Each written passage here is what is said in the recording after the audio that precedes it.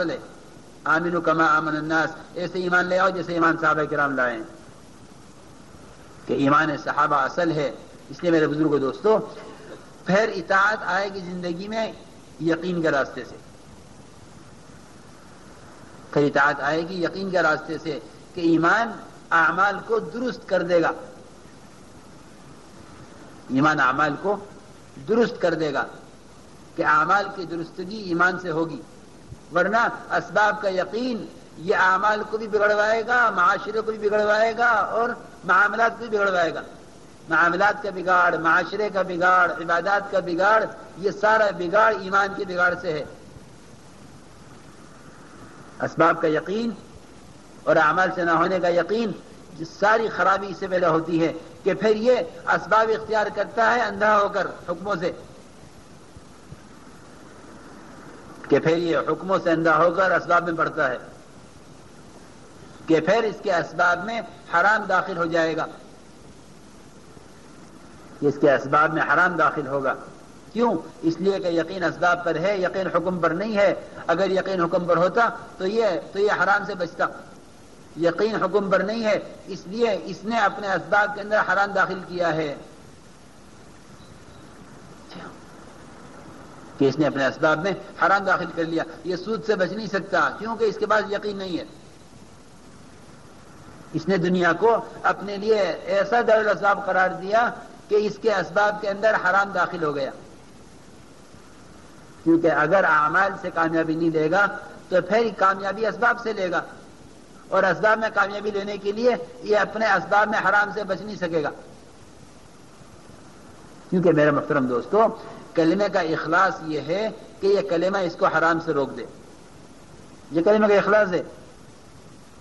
حدیث میں کلمہ کا اخلاص اس کو فرمایا کہ کلمہ لا الہ الا اللہ اس کو حرام سے روک دے، یہ کلمے کا اخلاص ہے۔ ورنہ وہ کون سا ایمان ہے کہ ایمان بھی ہے، جھوٹ بھی ہے، ایمان بھی ہے، سود بھی ہے، ایمان بھی ہے، غیبت بھی ہے، یہ کون سا ایمان ہے؟ ایک صحابی نے حضور اکرم صلی اللہ علیہ وسلم کی مجلس میں کسی کے بارے میں کوئی بات ایسی کہہ دی، آپ نے فرمایا کہ تم غیبت کر رہے ہو، کہ تم غیبت کر رہے ہو، تم تو قرآن کے ساتھ کھیل رہے ہو، قرآن کے ساتھ کھیل رہے ہو۔ کہ جب قرآن نے غیبت کو حرام کہہ دیا تو غیبت کرنا قرآن کے ساتھ کھیل ہے۔ غیبت کرنا کیا ہے؟ کہ غیبت کرنا قرآن کے ساتھ کھیل ہے، سودی کاروبار کرنا قرآن کے ساتھ کھیل ہے۔ کہ یہ قرآن پر ایمان لایا ہے کہ نہیں، یہ تو قرآن کے ساتھ کھیل رہا ہے۔ صحابی سے آپ نے فرمایا کہ وہ آدمی قرآن پر ایمان نہیں لایا جس نے قرآن کے حرام کو حلال سمجھا۔ ما آمن بالقرآن من استحل محارمہ، روایت میں اس طرح ہے کہ ما آمن بالقرآن من استحل محارمہ، کہ جو آدمی قرآن کے حرام سے نہیں بچ رہا ہے کہ وہ قرآن پر ایمان نہیں لایا۔ ورنہ یقینی بات ہے کہ قرآن نے اس چیز کو حرام کہہ دیا، مومن سے وہ حرام نہیں ہوگا۔ یہ کلمے کا اخلاص ہے کہ کلمے کی محنت سے اس کا اخلاص حاصل کرو، تاکہ یہ اخلاص حرام سے روک دے، کہ اگر یہ حرام سے بچ گیا تو پھر اللہ رب العزت اس کے حرام سے نکلنے کا راستہ بنائیں گے۔ ہاں، امت حرام سے نکلنے کو تیار نہیں ہے، اس لیے اللہ نے ان کے لیے وہ راستے نہیں کھولے جن راستوں سے یہ حرام سے بچ سکیں اور حلال راستے ان کے لیے کھل سکیں۔ کیونکہ ایمان آئے گا تو تقویٰ آئے گا، ایمان آئے گا تو کیا آئے گا؟ تقویٰ آئے گا۔ یقینی بات ہے کہ ایمان کی علامت ہے تقویٰ، کہ ایمان آئے گا تو تقویٰ یقیناً آئے گا، اور تقویٰ حرام سے بچنے کو کہتے ہیں،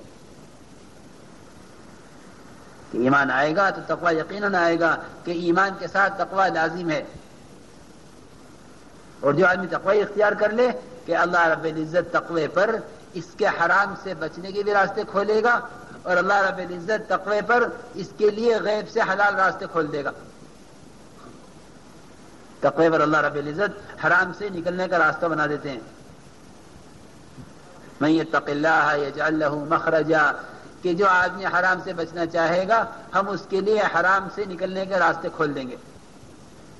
وَيَرْزُقْهُ مِنْ حَيْثُ لَا يَحْتَسِبُ، اور ہم حلال راستے کھولیں گے دینے کے ایسے جہاں اس کا گمان بھی نہ جاوے.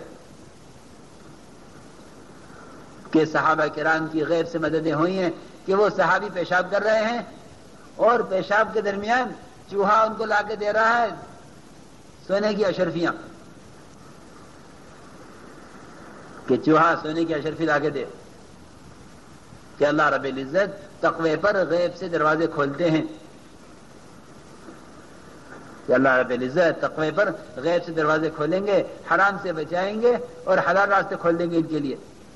من یتق اللہ یجعل لہ مخرجا ویرزقہ من حیث لا یحتسب، کہ ہم ایسی جگہ سے رزق دیں گے جہاں ان کا گمان نہ پہنچے. لیکن یہ دروازہ تقوی پر کھلے گا. تقوی کیسے آئے گا؟ کہ تقوی تو ایمان کی پہلی علامت ہے کہ ایمان ہوگا تو تقوی ہوگا. ایمان ہوگا کہ ایمان ہوگا تو تقوی ہوگا. اور تقوی پر اللہ رب العزت راستے کھول دیتے ہیں چاہے کتنی بھی رکاوٹ کیوں نہ ہو.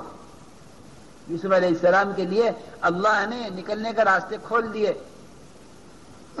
ہاں، کہ ان کے ساتھ غلط کام کرنے کے لیے سارے دروازے بند کیے گئے اور سارے دروازوں میں تالے لگائے گئے. وَلَقَدْ هَمَّتْ بِهِ وَهَمَّ بِهَا لَوْلَا أَن رَّأَىٰ بُرْهَانَ رَبِّهِ كَذَٰلِكَ لِنَصْرِفَ عَنْهُ السُّوءَ وَالْفَحْشَاءَ، کہ اللہ رب العزت یقین والوں سے حرام کو دور کرتے ہیں، ان کو حرام سے بچاتے ہیں، اور اگر وہ حرام سے بچنا چاہتے ہیں تو ان کے لیے راستے کھول دیتے ہیں. تو یوسف علیہ السلام نکل کے بھاگے تو سارے دروازے ان کے لیے کھلتے چلے گئے. سارے دروازے ان کے لیے کھلتے چلے گئے. جیسے جیسے وہ بھاگے وہ دروازے کھلتے گئے. تو پھر کیا ہوا؟ کہ پھر الزام بھی انہیں پر، کہ الزام بھی انہیں پر. تو اللہ رب العزت نے اس الزام سے بچا کر کہ جن کو جھوٹا کہہ کے اندر کیا گیا تھا، اللہ نے ان کو جو ہے جھوٹا کہنے والوں سے صدیق کہلوا کر بلوایا. یوسف ایھا صدیق، کہ سچے آپ ہیں. کیونکہ میرے محترم دوستو، تقوی پر اللہ کی مدد دیر سے آتی ہے اور حرام پر اللہ کی پکڑ دیر سے آتی ہے. حرام پر پکڑ دیر سے آتی ہے، تقوی پر مدد دیر سے آتی ہے. کیونکہ اللہ رب العزت تقوی پر اس کی استقامت کو دیکھنا چاہتے ہیں اور حرام کرنے والے کو موقع دیتے ہیں کہ یہ توبہ کر لے. تقوی پر تقوی والی کی استقامت دیکھیں گے اور غلط کرنے والے کو مہلت دیں گے. کیونکہ ایمان کے بغیر توبہ کی بھی توفیق نہیں ہوتی. جی ہاں، اس لیے صحابہ کرام یہ تو ان سے حرام ممکن نہیں تھا، اور اگر کسی سے ہو گیا تو جیسا ان کا تقوی ایسی ان کی توبہ. جیسا ان کا تقوی تھا ایسی ان کی توبہ بھی تھی. عثمان رضی اللہ عنہ کا ایمان ایسا تھا کہ اگر ان کے ایمان کو ایک بڑے لشکر پر تقسیم کیا جاوے تو سب کے لیے کافی ہو جاوے. اور توبہ کہ ایک زنا کرنے والی عورت کی توبہ ایسی ہوئی کہ آپ نے فرمایا کہ اگر اس کی توبہ کو سارے مدینے والوں پر تقسیم کیا جاوے تو سب کے لیے کافی ہو جاوے. کہ جیسا تقوی ویسی توبہ، جیسا ایمان ویسی توبہ. کہ یا تو یہ حرام میں پڑیں گے نہیں، اور اگر یہ حرام میں پڑ گئے تو پھر کہ ان کی توبہ بھی ایسی ہوگی کہ سب کے لیے کافی ہو جاوے. اس لیے میرے محترم دوستو بزرگوں، ہم ایمان کے ذریعے سے اعمال یعنی ایمان سیکھیں تاکہ اعمال ہمارے اندر کا تقاضا بنے. اس لیے ایمان کے راستے سے اطاعت آئے گی، اور ایمان کے راستے سے کیونکہ اعمال یقینی بنیں گے. جب اعمال یقینی بنیں گے تب ہمارے اعمال سدھریں گے، سنوریں گے. ورنہ عمل بگاڑا جاتا ہے اسباب کے یقین کی وجہ سے. کہ ایک آدمی نماز اس لیے بگاڑے گا کہ اسے اپنے اسباب میں جانا ہے. جی ہاں، تو اس کو عمل سے کوئی امید نہیں ہے، ساری امیدیں اسباب سے ہیں. اسباب مل گئے تو یہ مطمئن ہو گیا، اسباب چھن گئے تو یہ پریشان ہو گیا۔ اس لیے ہم یقین سیکھیں تاکہ ہمارے اعمال درست ہوں، کہ اعمال کی درستگی تو یقین کے بنانے میں ہے۔ اس لیے سب سے پہلا کام یہ ہے کہ ہم یقین سیکھیں تاکہ اعمال اندر کا تقاضا بھی بنے، ورنہ بغیر ایمان کے جو اعمال ہوتے ہیں وہ یا ماحول کی وجہ سے ہوتے ہیں کہ بھئی عمل کا ماحول ہے تو آؤ عمل کر لیں، یا حالات کی وجہ سے ہوتے ہیں کہ نہیں ہمارے اندر دین ہو حکم کی وجہ سے، ہمارے اندر دین ہو حکم کی وجہ سے کہ اللہ کا حکم ہے اس لیے دین پر چل رہا ہوں، کہ اللہ کا حکم ہے اس لیے اطاعت کر رہا ہوں۔ اس لیے میرے بزرگوں دوستو، دین حالات کے لیے نہیں ہے، دین تو حکم کے لیے ہے۔ دین کیا ہے کے لیے؟ حکم کے لیے، حالات کے لیے نہیں ہے کہ حالات خراب ہو جائیں تو دین اختیار کرو۔ آج امت کا یہ حال ہے کہ امت اس عمل کی طرف چلے گی جس عمل سے اس کی اس وقت کی پریشانی دور ہو جاوے، کہ پورا دین اختیار نہیں کریں گے، بلکہ اگر کوئی پریشانی آ گئی تو یوں کہیں گے کہ اس پریشانی سے نکلنے کا کوئی عمل بتلاؤ، تو وہ دین اختیار کریں گے اپنی پریشانی کے بقدر، حالانکہ دین تو اللہ کی اطاعت کے بقدر ہے،